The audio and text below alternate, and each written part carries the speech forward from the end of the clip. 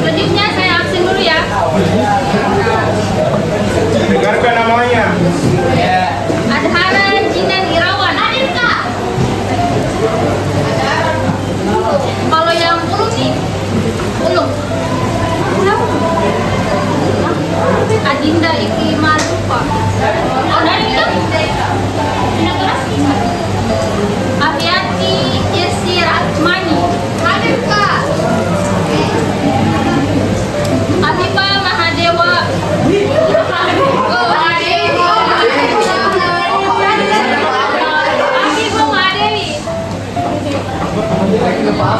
Pandai namanya? Ananda Nuris Suami. Afifa.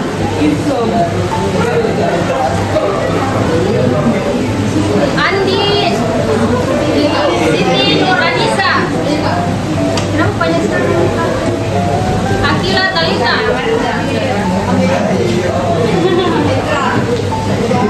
Akila Zuhro. Aruni Putri. Di. Nah, sekarang coba kalian duduk. Kata kuncinya di sini. Ikuti instruksi saya. Oke. Coba berdiri.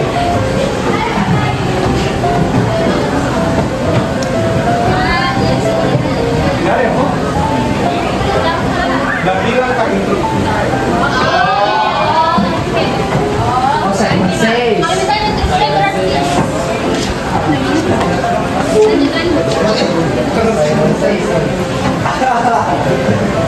Instruksi saya bilang dulu.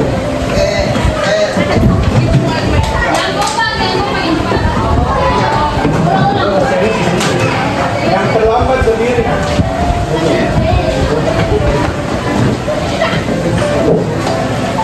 Instruksi saya pegang buku. Taruh buku.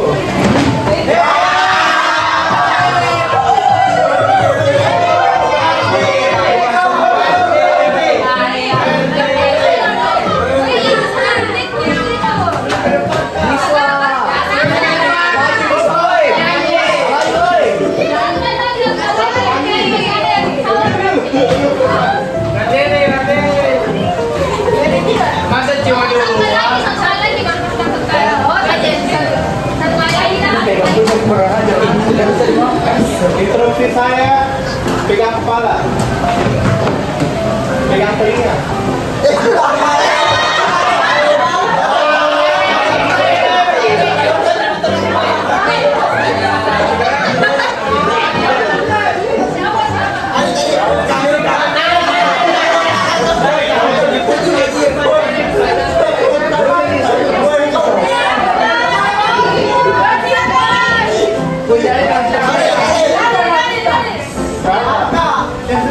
masyarakat.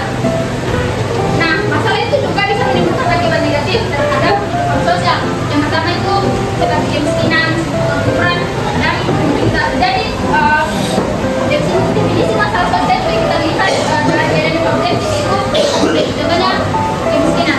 Bisa kalian kalau saya bisa jalan di jalan kalau pengemis, ya ada yang kalian tuh.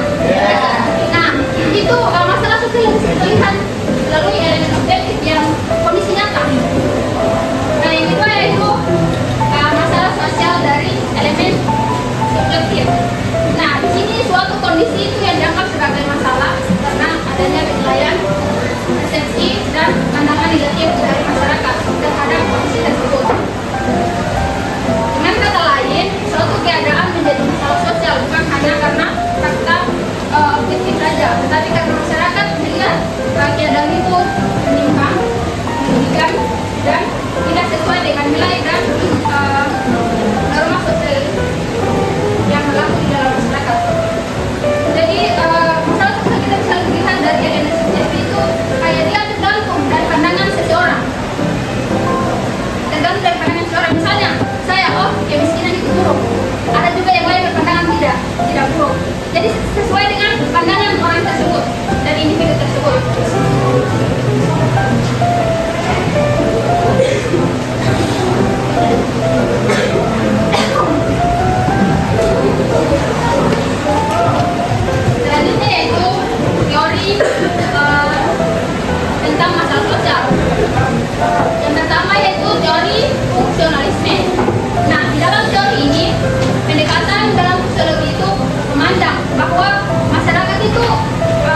itu suatu sistem yang terdiri dari bagian-bagian dari elemen-elemen yang saling berkaitan, dan ini berfungsi untuk menciptakan keteraturan, keseimbangan. Nah, teori ini menjelaskan bahwa setiap unsur yang ada di masyarakat itu seperti keluarga, pendidikan, agama, politik, budaya itu memiliki fungsi-fungsi masing-masing. Nah, misalnya Kak, teori fungsionalisme itu di dalam keluarga itu ada apa saja? Ayah, ibu, anak. Nah, ya, di sini mereka mempunyai fungsi masing-masing. Di sini mereka mempunyai fungsi masing-masing. Fungsi seorang ibu itu apa? Fungsi ibu sebagai ibu.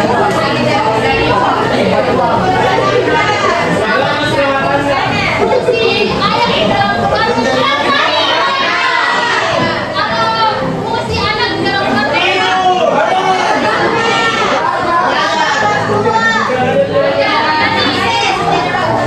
Jadi di dalam keluarga itu jadi dia ada beberapa fungsi. Nah, misalnya nih, kan fungsinya orang tua itu mendidik anak. Nah, misalnya anaknya masih bandel dan tidak mendengar tua atau melanggar peraturan-peraturannya, di sini ada masalah. Jadi fungsinya dipertanyakan loh, fungsi orang itu sudah benar atau belum, sudah sesuai atau belum. Di situ. Nah, dalamnya itu pandangan dan fungsionalisme itu dibagi menjadi dua. Yang pertama, ontologi sosial dan disorganisasi sosial. Jadi,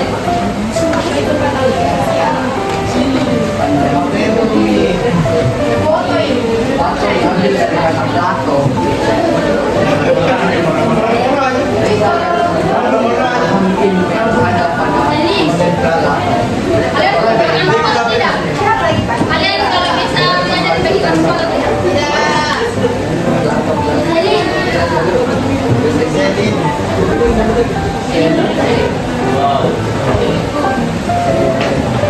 Dapat sini kita kelas itu dibagikan sebenarnya atau tidak? Mana ketua kelas?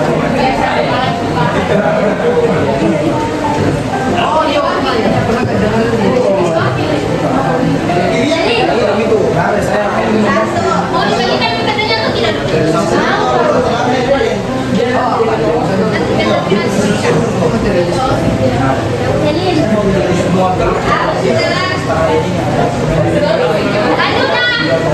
Jadi kakak ini kakak. Jadi teori fungsionalisme itu dibagi menjadi dua. Yang pertama itu patologi sosial dan yang kedua itu organisasi sosial. Nah, menurut patologi sosial, masalah sosial itu diibaratkan sebagai sesuatu yang ada di dalam tubuh manusia. Nah, ini masalah sosial di dalam patologi sosial itu disebut sebagai penyakit sosial. Disebut sebagai penyakit. Nah, karena ini disebabkan oleh salah satu sistem atau organ yang ada di dalam sel itu tidak bekerja dengan baik. Misalnya kalau saya sakit demam, berarti ada salah satu organ atau tubuh atau sistem yang tidak berjalan dengan baik di dalam tubuh. Ya, ngerti? Selanjutnya yaitu disorganisasi sosial. Nah, di dalam disorganisasi sosial itu masalah sosial bersumber dari proses perubahan sosial yang begitu cepat. Contohnya sekarang apa? Perubahan sosial yang begitu cepat. Misalnya di dalam teknologi, ya ada AI. Nah, itu perubahan sosial ini bisa menjadi sebuah masalah sosial yang ada di dalam masyarakat. Misalnya sekarang banyak plagiarisme yang ada karena AI. Ini saja bisa saya sampaikan materi, selanjutnya akan dilanjutkan dengan Dari interaksionisme simbolik. Menurut teori interaksionisme simbolik, permasalahan sosial muncul karena adanya perbedaan makna, penafsiran dan persepsi yang diberikan individu atau kelompok terhadap suatu sosial. Yang dimana teori ini memandang bahwa masalah sosial tidak muncul karena struktur sosial. Di sini ada yang tahu apa itu struktur sosial?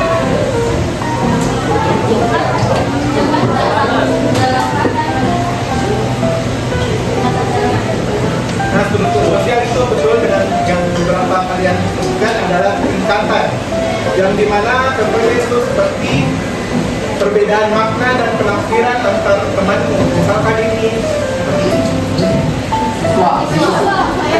sama ini. Nah tadi bilang pinjam sambil nanti, tapi ini yang mendengar misalkan itu digadaikan nanti. Jadi kayak salah pendengaran nih. Terus selanjutnya itu arti dari teori rasionalisme simbol ini, masalah sosial tidak melekat pada suatu peristiwa itu sendiri, tetapi terbentuk melalui interaksi sosial dan juga proses penafsiran makna oleh manusia. Makna di sini yaitu suatu peristiwa yang dimana tidak menjadi otomatis akan menjadi masalah sosial. Misalnya fenomena pernikahan beda agama.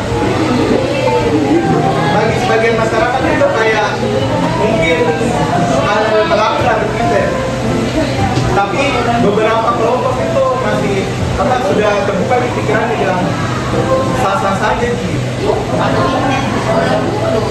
orang dulu kan rata-rata menolak program bidang agama. Tapi kalau mungkin sekarang ada beberapa kelompok yang sudah dikatakan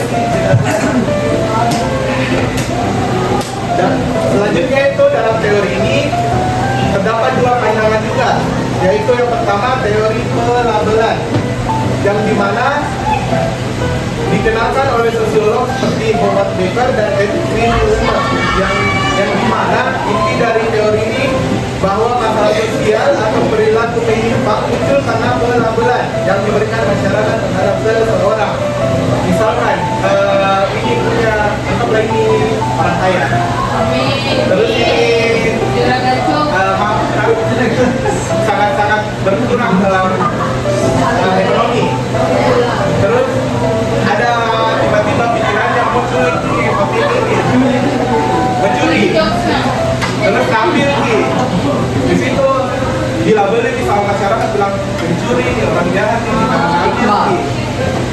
Terus yang kedua itu teori konstruksionisme sosial yang dimana teori ini dikembangkan oleh Peter L. Berger dan Thomas Luhmann melalui bukunya yang dimana berjudul The Social Construction of Reality tahun 1966.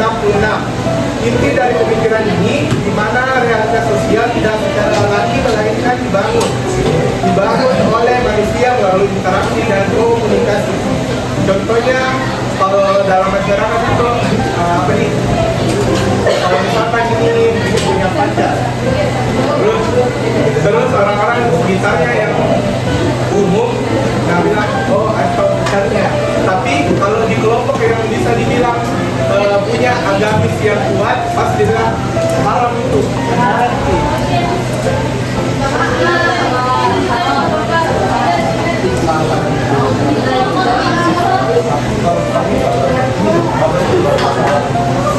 Selanjutnya ada faktor-faktor penyebab permasalahan sosial. Yang pertama ada faktor ekonomi, faktor biologis, faktor psikologis, dan juga faktor sosial dan budaya. Yang terakhir ada munculnya permasalahan sosial akibat pengelompokan sosial. Pengelompokan sosial di sini merupakan pembagian masyarakat ke dalam kelompok-kelompok berdasarkan persamaan tertentu seperti pekerjaan, status, ekonomi, pendidikan, atau suku bangsa. Pengelompokan ini menggambarkan struktur sosial dan penempatan individu sesuai peran dan kedudukannya dalam masyarakat. Namun bisa dilihat juga ketika pengelompokan sosial ini menimbulkan kesenjangan dan ketidakadilan. Hal tersebut dapat menjadi sumber munculnya permasalahan sosial seperti diskriminatif, konflik antar kelompok, dan ketimpangan dan kesempatan sosial. Di sini contohnya kayak permasalahan sosial itu yang antar kelompok, misalkan ini orang Makassar, terus ini orang Jawa, pasti itu biasa yang kita ini yang ras Jawa selalu dibilang dia pejawa, selalu didiskriminasi gitu. Siapa pembanyak ngomong Jawa? Jawa. Nah mungkin itu saja yang bisa saya sampaikan. Selanjutnya akan jelasin dulu.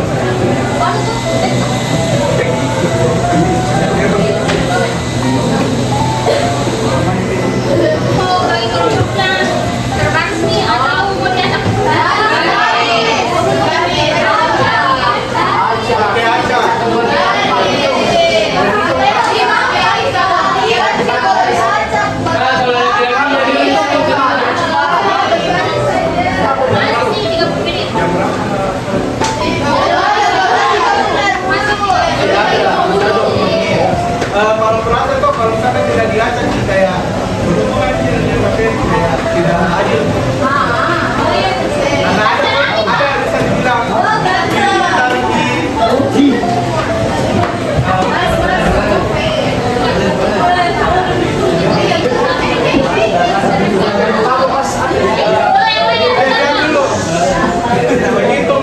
sampai 4 nak. 1 sampai 4 deh.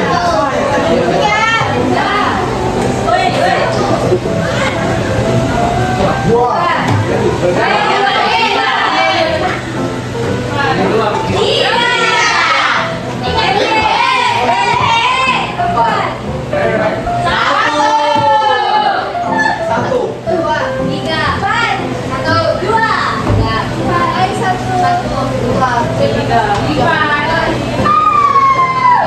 Wait, 1. 1, 2,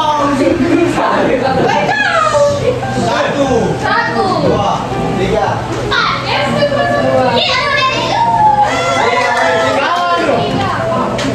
Satu, dua, tiga, empat.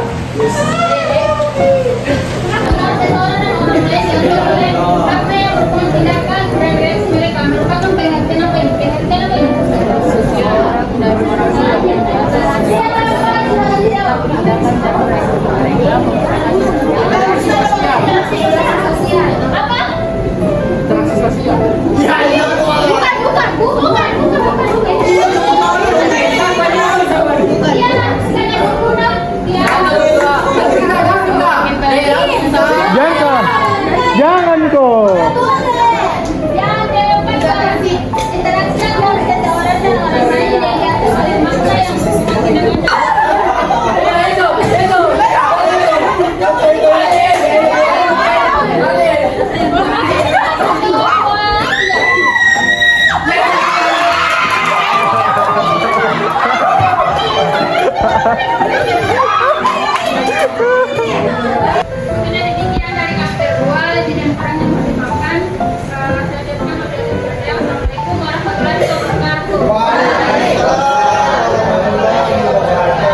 Makasih nak.